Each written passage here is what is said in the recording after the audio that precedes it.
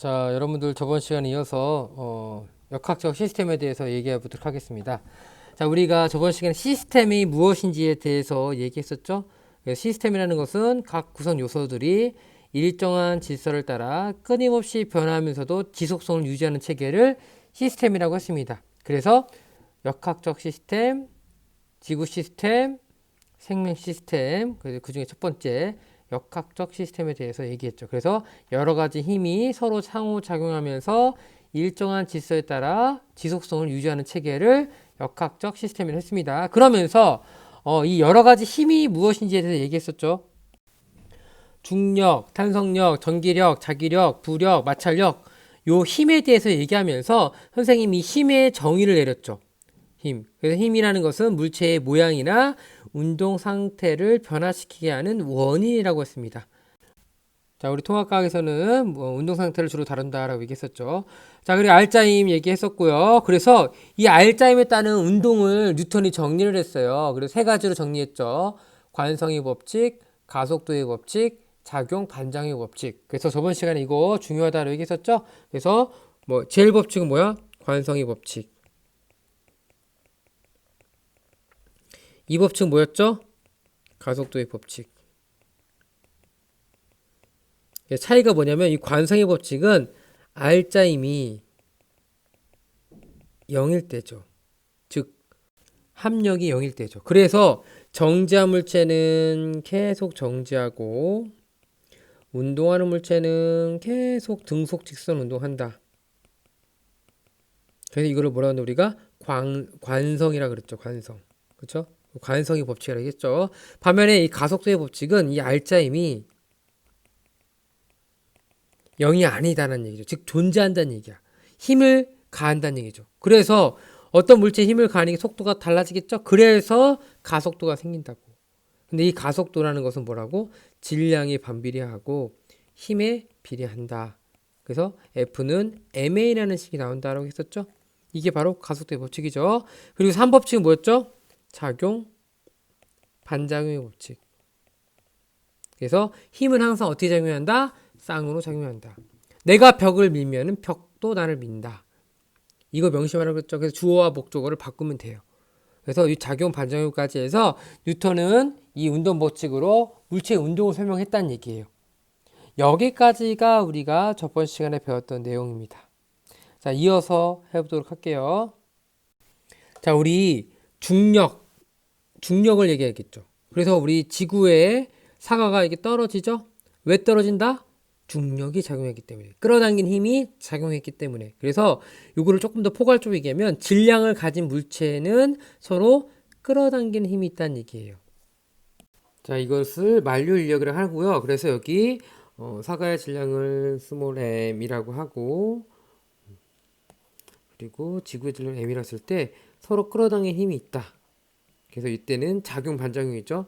지구가 사과를 끌어당기는 힘, 또 사과가 지구를 끌어당기는 힘 서로 어떻다? 같다. 이게 작용 반작용으로 같겠죠. 그래서 질량이 각각 라지 m, 스몰 m인 두 물체 사이의 거리가 이때 거리가 r일 때 두 물체 사이에 작용하는 만류 인력은 어떨수록 두 물체의 질량이 클수록 만류 인력이 세다는 얘기예요. 그리고 두 물체 사이의 거리가 가까울수록. 근데 그럼 거리의 반비례인데 그냥 반비례가 아니라 뭐냐면 거리 제곱에 반비례한다 라고 얘기하면 되겠죠. 그래서 이렇게 다시 한번 얘기하면은 라지 m이 물체가 있고 스몰 m이 물체가 있을 때 이때의 거리가 r만큼 떨어졌을 때 이 서로 뭐한다? 끌어당긴 힘이 바로 우리 만류 인력이라고 합니다. 그때 크기는 같고 방향은 반대라고 합니다. 근데 이 F라는 것은 뭐한다? 질량에 비례한다고. 또한 뭐에 반비례한다? 거리에 반비례한다고. 근데 그냥 반비례하는 게 아니라 제곱에 반비례한다고. 그래서 이걸 정리하니까 F라는 것은 거리 제곱에 반비례하고 질량 곱에 비례한다. 자, 근데 우리 요 비례식을 좋아한다, 싫어한다? 과학에서는 좋아하지 않아요. 딱 떨어지는 걸 좋아해요. 그래서 F는 딱 바꾸고 싶어. R 제곱 스몰 m, 라지 m 바꾸고 싶은데 이게 상수값이 되겠죠. 그래서 상수값을 구해봤더니 중력 상수값 g가 됩니다. 그래서 f는 g r제곱 분의 스몰 m, 라지 m 이런 식으로 표현합니다. 그리고 이때 집값은 이렇게 나오는데 당연히 외울 필요 있어요? 없어요? 외울 필요는 없습니다. 자, 이런 식으로 우리가 만류력, 물체가, 질량을 가진 물체가 가지는 서로 끌어당기는 힘을 만류려고 하는데 이걸 국한내서 지구가 물체를 끌어당기는 우리가 중력이라고 한다고요. 그래서 우리 어떻게 보면 같은 힘이야. 같은 힘인데 중력을 조금 더 우리가 지구에 국한해서 말하면 좀 편할 것 같아요. 그래서 중력은 지구가 물체를 끌어당기는 힘. 그래서 마찬가지로 중력의 크기도 두 물체의 질량이 클수록 힘이 세지겠죠. 그리고 두 물체 사이의 거리가 가까울수록 크다. 중력이라는 것은 그대로 이렇게 생각하시면 돼요. 물체의 질량이 클수록 거리가 가까울수록 크다. 그리고 이 중력의 방향은 어디를 향하고 있죠? 지구가 이렇게 있을 때 어디를 향하고 있죠? 지구 중심. 지구가 이렇게 있을 때 어디를 향한다? 지구 중심을 향한다는 거죠. 그래서 중력은 서로 당기는 방향으로 작용하며, 그렇죠? 그리고 어디 방향으로? 지구 중심 방향으로. 연집 방향으로 어떻게 한다? 중력을 받는다. 그래서 중력이라는 것은 크기와 방향에서 얘기했습니다. 그거 중에서 특히 이 지표면에서 중력을 잴 수가 있겠죠. 그 중력의 크기를 우리가 뭐라 한다? 무게라고 한다. 그래서 지표면 부근에 작용하는 중력의 크기를 무게라고 한다. 그래서 이 중력, 그렇죠? 지표면 부근에서 무게라고 하죠. 이 F는 중력 F는 어떻게 한다? 물체의 질량에다가 바로 중력 가속도 곱한 겁니다. 중력 가속도라고 합니다. 질은 그리고 어떻게 되죠? 9.8 미터 퍼 세크 제곱이 되는 거죠. 이게 바로 중력 가속도죠. 중력에 의한 가속도죠. 우리 가속도 배웠죠? 속도의 변화량. 그렇죠? 속도가 1초에 9.8 미터 퍼 세크씩 빨라진다는 뜻이에요. 오케이. 자, 질량이 1kg인 물체에 작용하는 중력의 크기는 약 9.8 뉴턴이다. 그죠? 1kg에 작용하는 중력 크기 왜? 1 곱하기 9.8 하니까 9.8 뉴턴 나오죠? 그런 식으로 좀 바꿔놓은 거야. 자, 중력은 지구의 모든 물체와 생명체에 끊임없이 작용하면서 일정한 질서와 지속성을 유지하게 된다. 그래서 우리 지금 역학적 시스템에서 여러 가지 힘이 있는데 그 중에서 중력은 생명 시스템, 그리고 지구 시스템에 많은 영향을 준다는 얘기를 여기서 하고 있는 거예요. 자, 그래서 세 번째, 중력에 대해서 얘기했습니다. 자, 그러면 이 중력에 의해서 물체의 운동을 어떻게 하는지에 대해서 다뤄봐야 됩니다. 중력에 의해서 물체가 어떻게 운동하는지. 그래서 우리 크게 통합과학에서는 두 가지로 나눕니다. 바로 뭐냐면 자유낙하 운동. 어떤 물체를 가만히 놨을 때 떨어질 거 아니야. 그 운동을 말하는 겁니다. 그리고 두 번째는 수평 방향으로 던진 물체 운동. 자, 이렇게 책상이 있습니다. 공이 굴러가요. 굴러가다가 책상을 벗어나면 어떻게 되죠? 이렇게 떨어지죠? 그 수평 방향으로 던진 물체의 운동을 얘기하는 거죠. 그 두 가지에 대해서 통합과학에서는 다루고 있다. 이 부분이 여러분들 시험 문제에도 많이 나오고 그리고 여러분들 가장 어려워하는 부분이에요. 그래서 우리 이 부분에 대해서 조금 더 나중에 기회가 됐을 때 등교교학 이후에 또는 우리 중간고사 이후에 얘기하도록 하겠습니다. 자, 일정한 자유낙하 운동부터 얘기해 볼까요? 자유낙하 운동 아까 떨어지는 운동 했죠. 그래서 공기의 저항을 무시했을 때 뭐 한다고? 공기의 저항을 무시했을 때. 근데 왜 무시하냐면 무시하지 않으면 이 공기 저항까지도 생각을 해야 돼. 그래서 우리 지금 기본적인 원리만 얘기하기 때문에 공기 저항을 무시할 겁니다. 그래서 공기의 저항을 무시했을 때 뭐만 물체가 중력만 받아 낙하하는 운동이에요. 그걸 우리가 자유낙하 운동이라고 합니다. 그러면 아래쪽으로 뭐가 작용하죠? 중력이 작용하죠. 그렇죠? 그러니까 일정한 크기에 뭐가 작용하기 때문에 중력이 작용하므로 물체는 어떻게 되는죠? 속력이 일정하게 증가한다고요. 아까 뭐라 했죠? 중력 가속도 있다고 했죠? 9.8m/s 제곱. 그래서 1초에 9.8m/s, 2초에 19.6m/s, 3초에 29.4m/s 이런 식으로 일정하게 뭐 한다고? 증가한다고. 속력이 일정하게 증가한다고. 그런 운동을 우리가 뭐냐면 등가속도 운동이라는 겁니다. 자, 아까 가속도가 9.8m/s 제곱이라면 그 가속도가 변하지 않죠. 일정하죠. 그러니까 같을 등 가속도가 일정한 운동을 한다는 얘기예요. 그게 바로 자유낙하 운동이라는 거죠. 그래서 여기 중력 가속도의 의미는 자유낙하는 물체의 단위 시간당 속력의 변화량이라는 거죠. 단위 시간당 속력의 변화량, 시간분의 속력의 변화량을 얘기하는 거죠. 그걸 우리가 뭐라 한다? 중력 가속도로 한다. 그렇죠?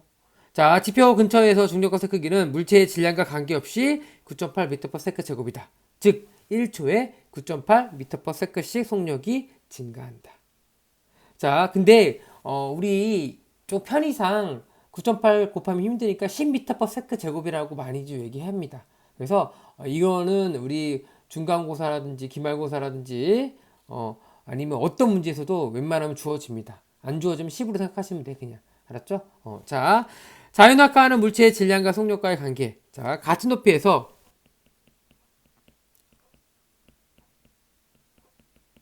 자유낙하하는 모든 물체는 되게 중요한 얘기야. 질량과 관계가 있을까 없을까요? 우리 갈릴레가 얘기한 거 있죠? 여기 뭐 쥐랑 코끼리가 동시에 떨어지고 있어 이렇게. 동시에 뛰어내렸어. 그럼 누가 빨리 떨어져요? 여기서 코끼리요 하면 큰일 나는 거야. 동시에 떨어지죠. 떨어지는 물체는 질량과 관계없이 동시에 지면을 타는 거죠. 그래서 모든 물체는 질량에 관계없이 동시에 지면에 도달한다. 요게 우리 자유낙하 운동이죠. 그래서 여러분 헷갈리면 안 되죠. 뭐 유튜브에 찾아보면은 자유낙하 운동 실험 쳐보면 이런 영상이 있을 거예요. 뭐 동그란 공하고 뭐 그 뭐라 해야 되죠? 깃털 같은 걸 동시에 떨어뜨렸어. 당연히 공기 저항이 없는 진공 상태에 떨어뜨려야 되겠죠. 그랬더니 동시에 떨어진 걸 관찰할 수 실험이 있습니다. 선생님이 지금 여기 보여주려고 봤더니 이 영상을 보여줘도 녹화가 안 되더라고.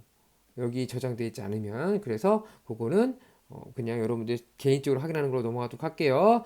자, 이런 식으로 자유낙하 운동에 대해서 얘기했고, 자, 그리고 뭐가 나온다고 했죠, 선생님이? 두 번째, 수평 방향으로 던진 물체 운동이라고요.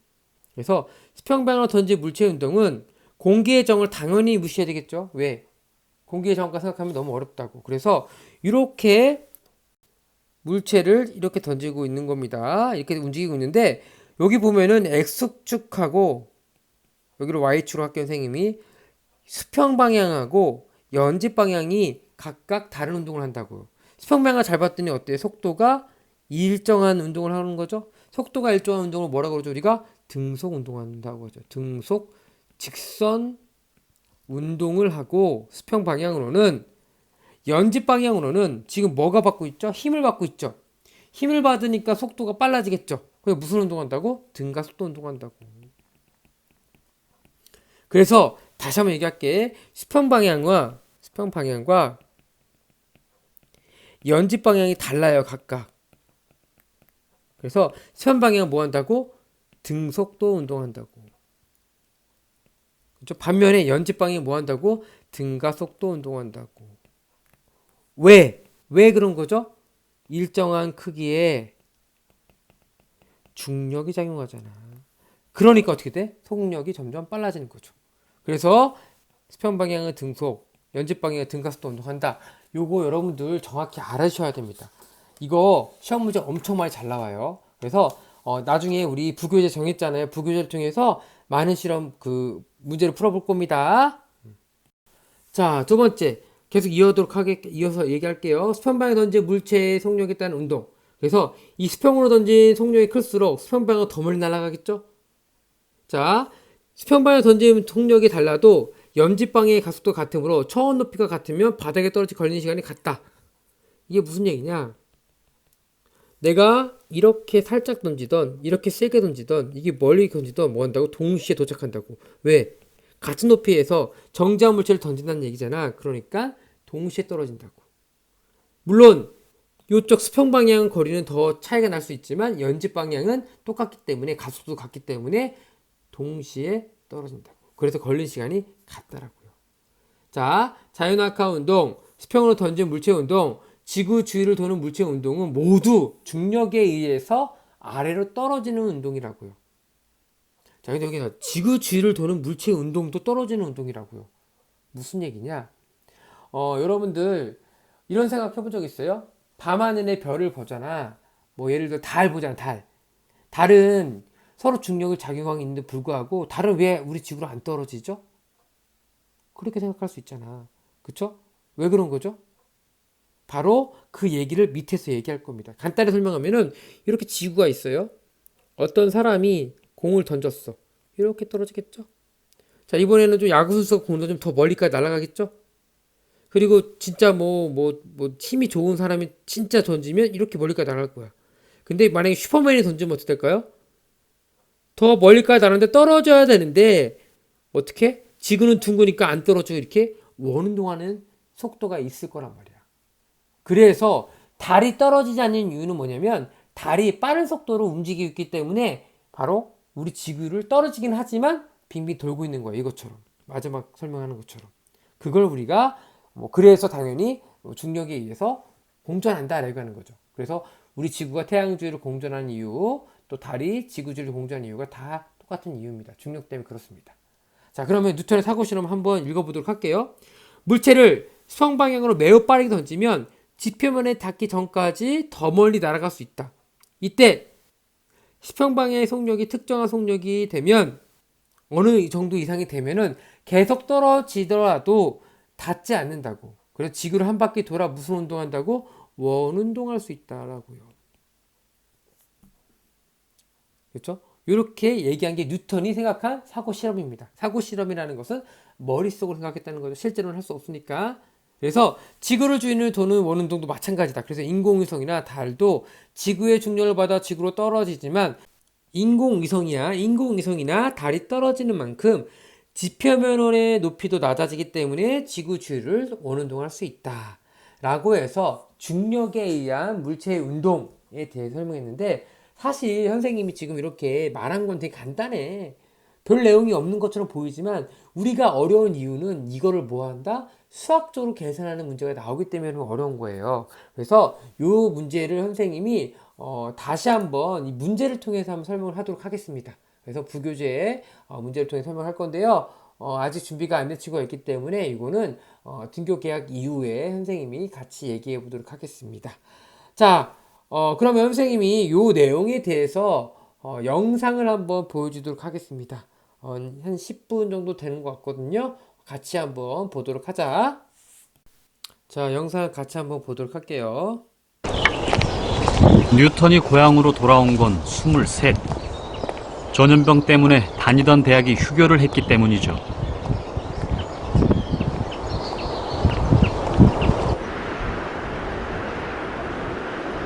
뉴턴이 이곳으로 돌아온 1665년을 기적의 해라고 부릅니다. 어릴 때 살았던 이 집에서 2년 동안 머물렀습니다. 수학과 철학 생각에 모든 시간을 쏟았습니다. 연구거리는 주변에 넘쳐났죠.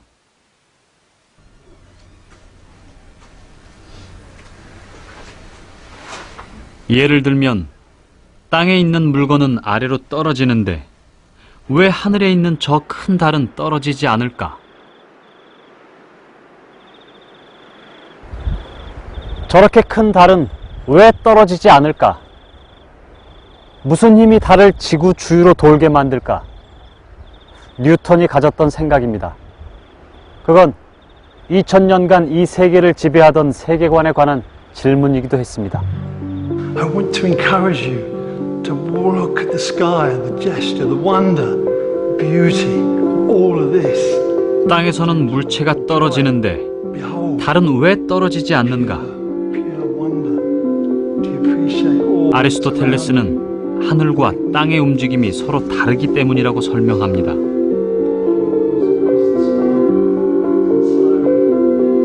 땅은 불완전하기 짝이 없는데 하늘은 완벽함 그 자체여서 움직임이 다를 수밖에 없다는 거죠. 천체는 완벽한 원 운동을 하면서 자신의 궤도를 돌기 때문에 서로 충돌하지 않습니다.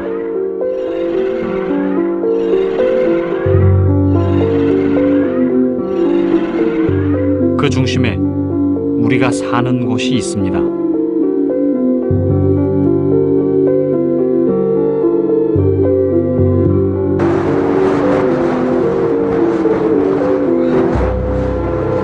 하늘과는 달리 지상계는 끊임없이 변화가 일어나는 불완전한 세계입니다. 이 불완전한 세계에 불은 변하지 않는 성질로 세상을 구성하는 기본 물질입니다. 불 말고도 세 가지가 더 있습니다. 불, 공기, 물, 그리고 흙.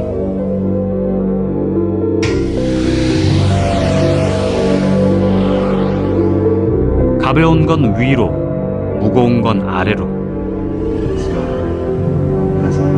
이 네 가지로 만든 물질들은 모두 본래 있어야 할 곳으로 돌아가는 회귀 본능을 가지고 있죠.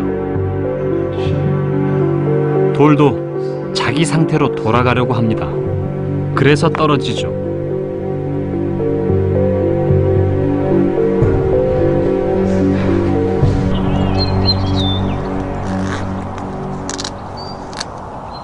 아리스토텔레스 말대로라면 사과도 본래 위치로 가기 위해서 떨어집니다. 뉴턴은 그런 말을 믿는 성격이 아니었습니다. 하늘의 달과 땅의 사과가 다르게 운동할 이유가 있을까? 뉴턴은 그 답의 힌트를 갈릴레오의 관성 법칙에서 가져옵니다.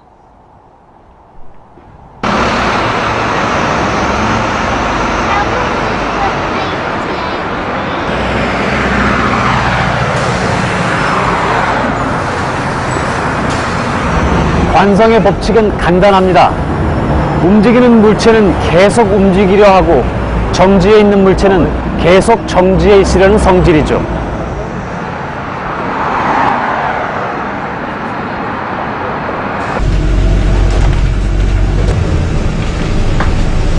일상에서 관성의 법칙을 경험할 때가 있습니다.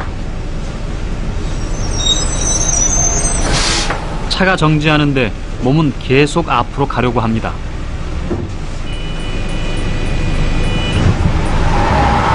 차가 다시 가면 몸이 젖혀지죠. 멈춰 있으려고 하기 때문입니다. 움직이는 건 계속 움직이고 정지해 있는 건 계속 정지하려고 하죠.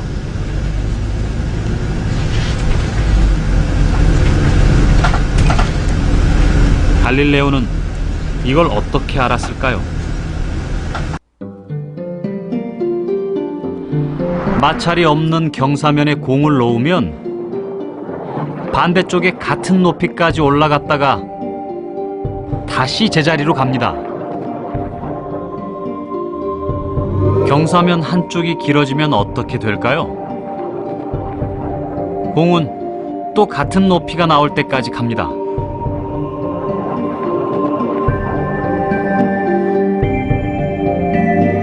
경사면 길이를 더 길게 바꿔볼까요? 마찬가지입니다.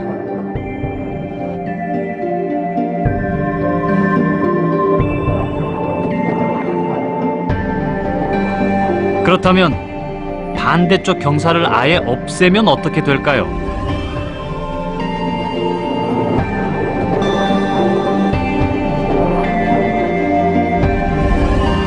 역시 공은 그 높이가 나올 때까지 계속 나아갑니다. 운동하고 있는 물체는 방해를 받지 않는 한 계속 직진합니다.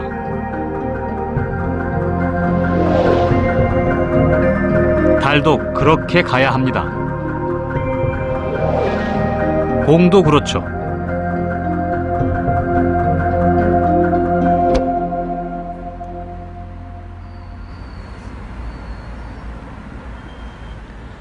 관성의 법칙을 따른다면 이 공은 직선으로 하늘을 향해 날아갈 겁니다.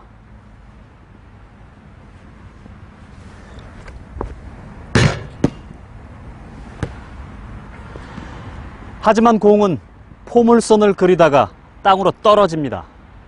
중력 때문이죠.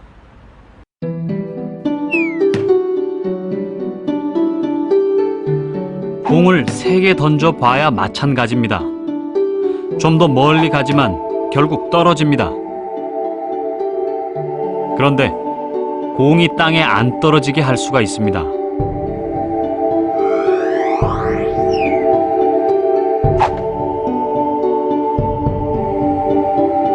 공이 닿기 직전에 땅을 내리면 됩니다.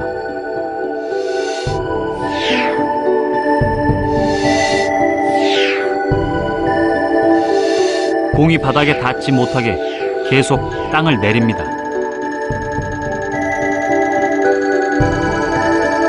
계속 땅을 내리게 되면 지구입니다. 이렇게 하면 공은 계속 지구 주변을 돕니다. 사실 공은 떨어지고 있는 거죠.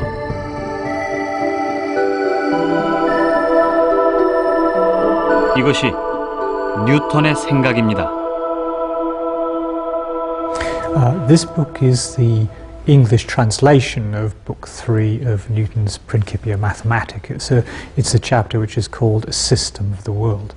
And this English version was published the year after Isaac Newton's death.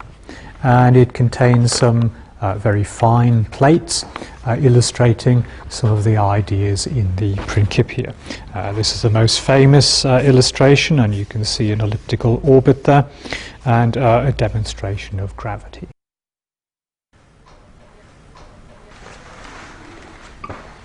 뉴턴의 이 생각을 그대로 적용해서 만든 게 있습니다.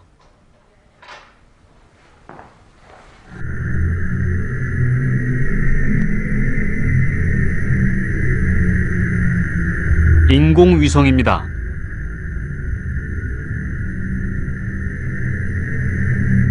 달도 인공위성처럼 떨어지면서 지구를 돕니다.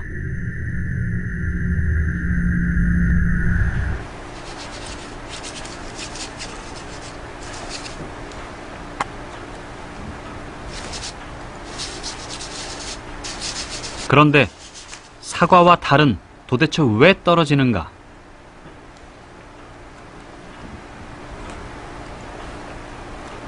뉴턴은 서로 잡아당기는 힘 때문이라고 생각합니다. 뉴턴은 하나의 법칙을 만듭니다. 뉴턴의 방정식은 복잡해 보이지만 사실 말로 풀어내면 단순합니다. 여기 두 물체가 있습니다. 이 두 물체는 서로 잡아당깁니다. 그 힘은 물체의 질량이 클수록 세집니다. 즉, 이 호두와 사과의 질량이 커질수록 잡아당기는 힘이 세진다는 말입니다. 그리고 둘 사이의 거리는 가까울수록 힘이 세집니다. 멀어질수록 약해지죠.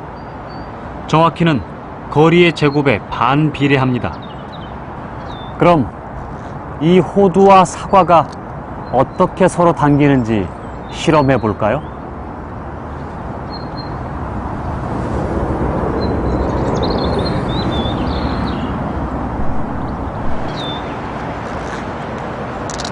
당연히 변화가 없습니다. 지표면의 마찰력이 방해를 하고 있기 때문입니다.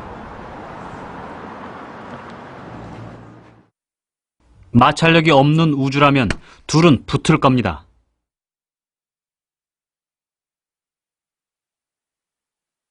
만유인력의 법칙입니다.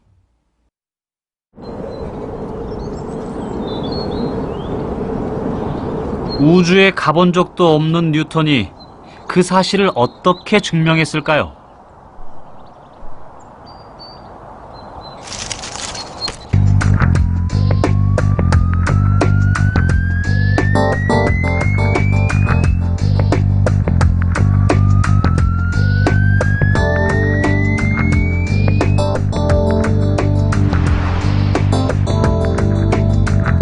뉴턴은 사과를 달과 동일한 높이에 가져다 놓습니다.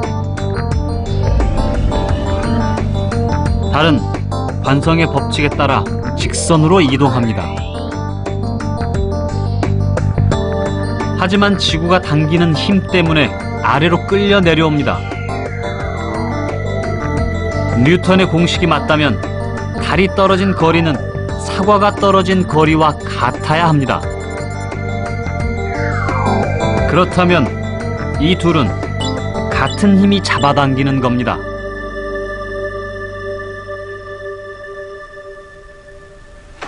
검증은 성공적이었습니다. 우주가 어떻게 돌아가는지 처음으로 알아낸 사람의 기쁨은 짐작하고도 남습니다. 뉴턴은 결과를 왕립협회에 보냅니다. 이걸 엮어서 프린키피아를 만들죠.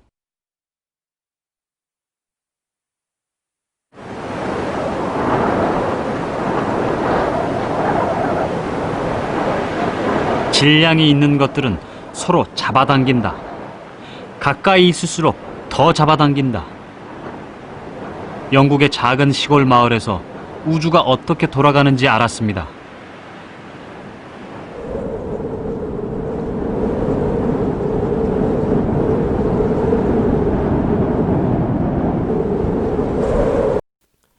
여러분 잘 봤던 것처럼 이 중력에 의해서 물체의 운동뿐만 아니라 천체가 어떻게 움직이는지까지도 설명할 수 있는 아주 좋은 영상이었습니다.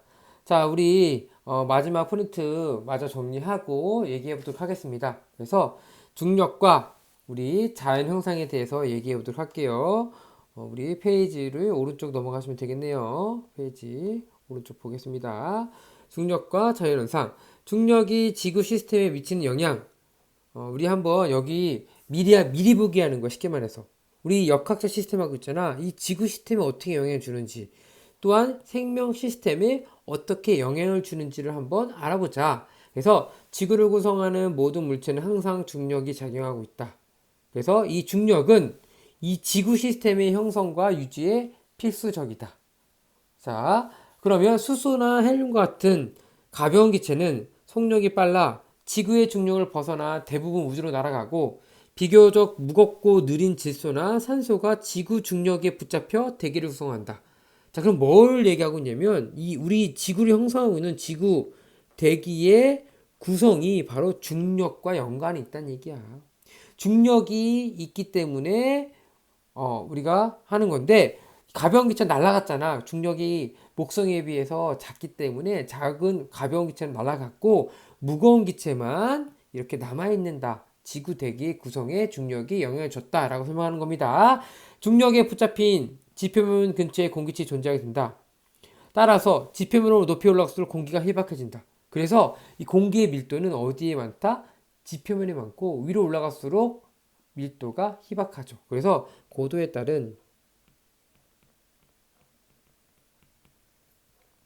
공기의 밀도, 이게 중력이 우리 지구에 영향을 준다.